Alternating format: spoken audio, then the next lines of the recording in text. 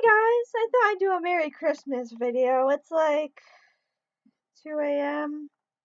Still waiting to put my presents under the tree because I have to wait for my parents and Santa to be done. Anyway, I figured I'd share some tips for how to deal with Christmas if you're autistic, which has been helpful for me. Well, that and a few things that I have researched and found to be helpful. Okay, so if you are autistic, a good thing to do is to have sensory items on hand. I keep my headphones with me, which aren't around my neck and are somewhere on my bed.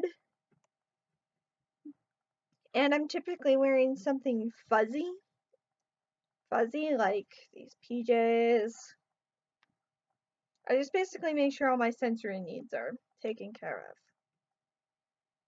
Second thing you want to remember is that your schedule's going to be different. But you have to be okay with that. There's not much you can do about it. Yeah. That has never been a real problem for me, but it is for many people.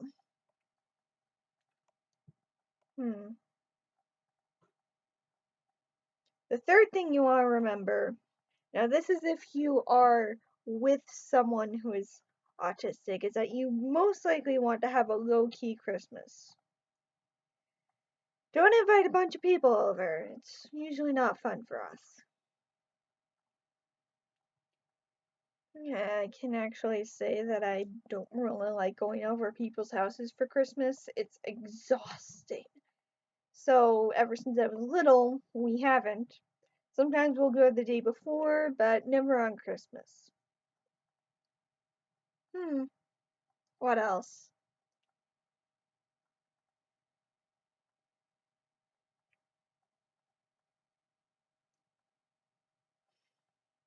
Oh, good presents to get people with autism.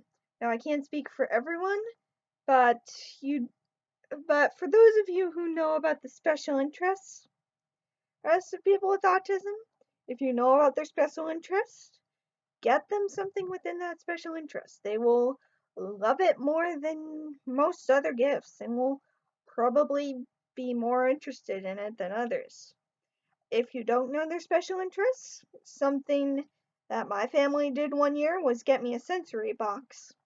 Now, you have a few different options with this.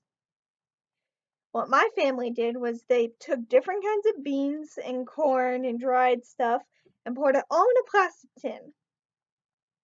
So it was filled up and I could run my hands through it.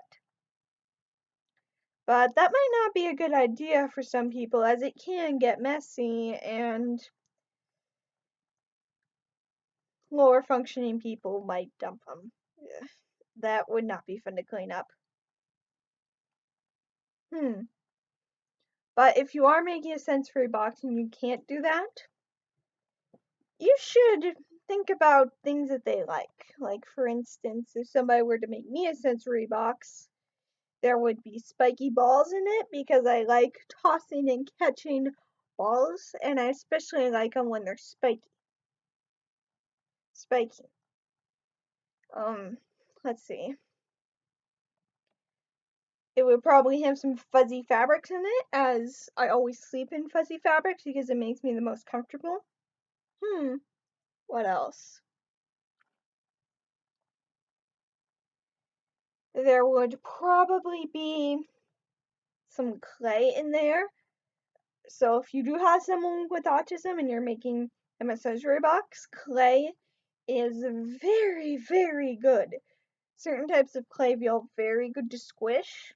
So if you get, like, for instance, Play-Doh or moon sand, actually do not get moon sand. That stuff does not feel good. It is grainy. Then that's good. Another thing people with autism often love to do is build stuff. I can't speak for everyone, but we often tend to be meticulous, and there's a reason why autism is connected with math and engineering, because we like to connect stuff. So if you don't have to worry about a swallowing hazard, Legos tend to be a good option. I know I should have made this a while ago, but I'm making it now. And what else? Hmm. Oh, one year I got a weighted blanket. They're super expensive, but they're amazing. Awesome. Hmm. What else can you get someone with autism? Another thing you can get a person with autism is, well, it's similar to people of to any people. You pay attention to what they like, but you have to, and you don't really have to pay as close attention with people with autism most of the time because we have obsessive interests, where just about anything that is related to it is something that we like, unless we expressly say we don't like something within that special interest, we probably like it. Like, for instance, my family got me this year. I went over a family's house, my extended family's house Christmas Eve, so I got this. And I'm a huge Batman fan. I literally wear something Batman every day. Usually a jacket. Usually PJs. Hmm. What else can you do? Something that is amazing to get a person with autism is if you know their special interest. Now this was an amazing gift for me, and it will probably be an amazing gift for just about anyone with autism, is get them a book about their special interests. One year I got an encyclopedia about Batman for my graduation. That was amazing. Amazing. I read it from cover to cover, all 500 pages. That documented every copy of Batman comics that has come out since Batman has started coming out. Oh boy, yeah. So as you can imagine, that was an amazing gift. Hmm. What else can you get people with autism? One thing that I really enjoyed one year was I had people with autism often have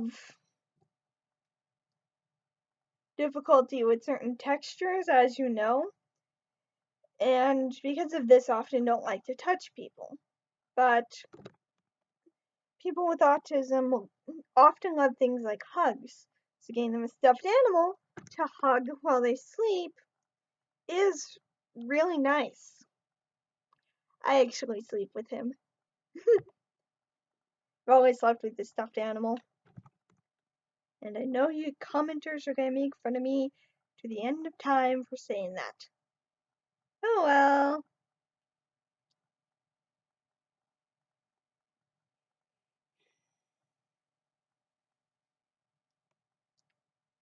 And what else you need to know to have for a person with autism to have Christmas? Okay, what have we gotten so far? Sensory needs need to be met. You want to keep it low key most of the time. Depends on the person. Let's see what else.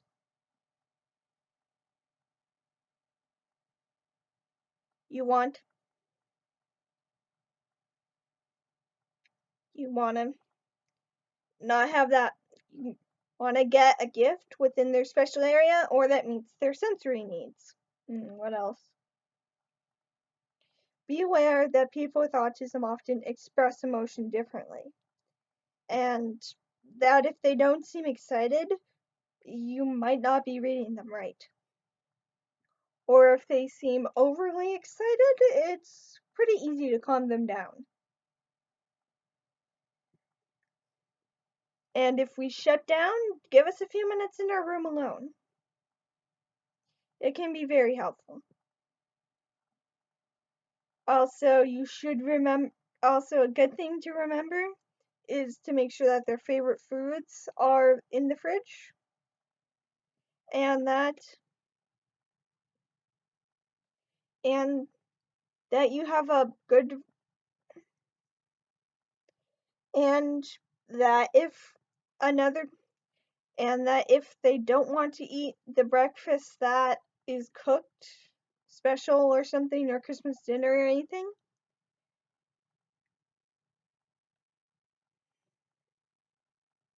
don't force them. Certain foods can be very hard for people with autism because of textures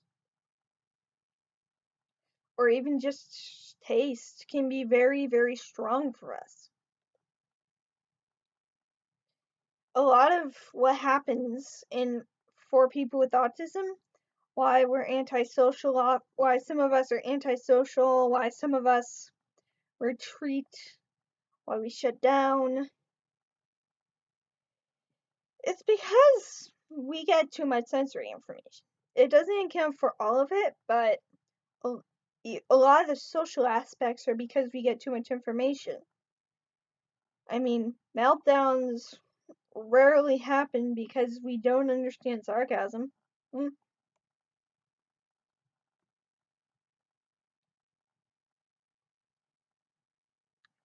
Another thing to remember is that if you're working with someone who's low functioning, is